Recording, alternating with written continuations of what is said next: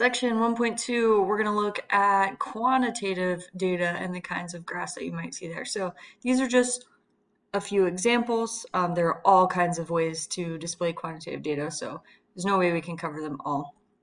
But things that you'll be asked to do. Okay, describe the distribution. So we're looking at a graph. We're looking for any overall pattern that we see and if there are any clear departures from that pattern. So when you describe a distribution in AP Stats, you need to mention the shape, the center, the variability, if there are any outliers, and then we always have to put our answers in context of the problem that we are talking about. Okay, so for shape, we're going to cover what that looks like here in just a second. Center, we're typically looking at the median or middle value. For variability, we're going to talk about the minimum and maximum values that we see on the graph.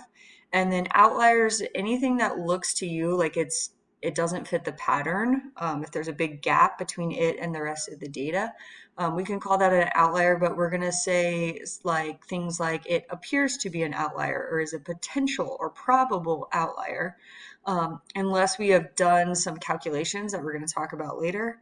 Otherwise, we're not going to be so absolute and say it is definitely an outlier.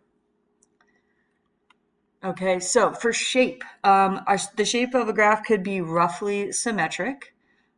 If basically both sides have the same number of data points, okay? It can be skewed to the right if there's the tail of the graph on the right goes out farther. And this can get a little confusing because there's more points on the left side, so why is it skewed to the right? And so if we look at our symmetric graph, if I were to draw sort of the curve that represents these dots, the left and right sides are equal.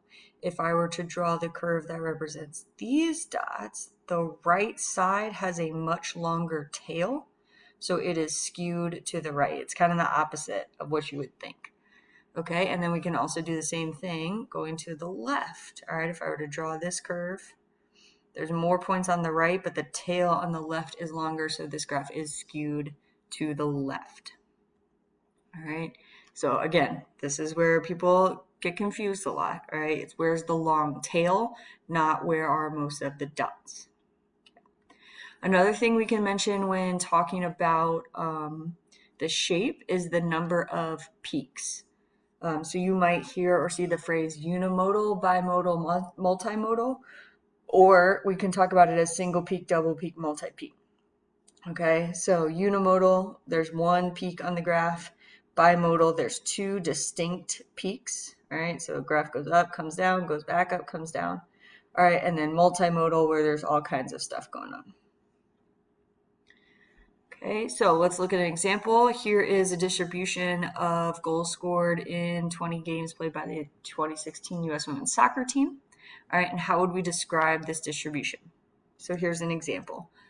The distribution is skewed to the right, okay, because again, that it would have that really long tail on the right. With a single peak at one goal, there's a gap between 5 and 9 goals. The outliers, the games when the team scored 9 and 10 appear to be outliers. Okay, notice that phrase, appear to be. We didn't call them definitively outliers. All right, the median is 2 goals scored and the number of goals varies from 1 to 10. Okay. Now, when you're writing your answers, we broke it out like this. I broke it out like this for the first one so you could see like the distinct things that we need to talk about. When you're writing your answers, I would just kind of write this all as one big paragraph. Don't break it out as shape, outlier, center, variability. Okay. So then the most important question for you to get full credit on an AP exam is, did you include context?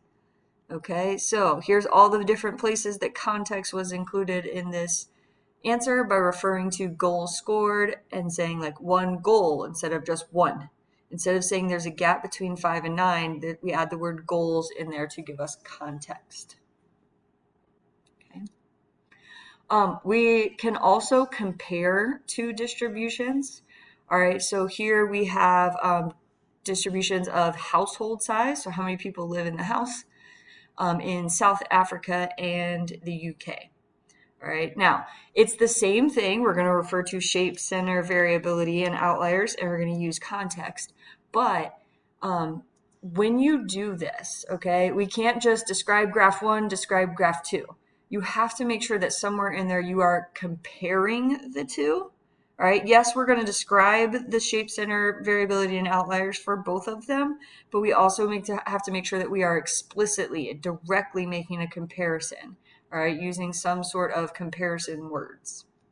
All right, so for example, here's how we, unless you read through this, I don't need to read to you.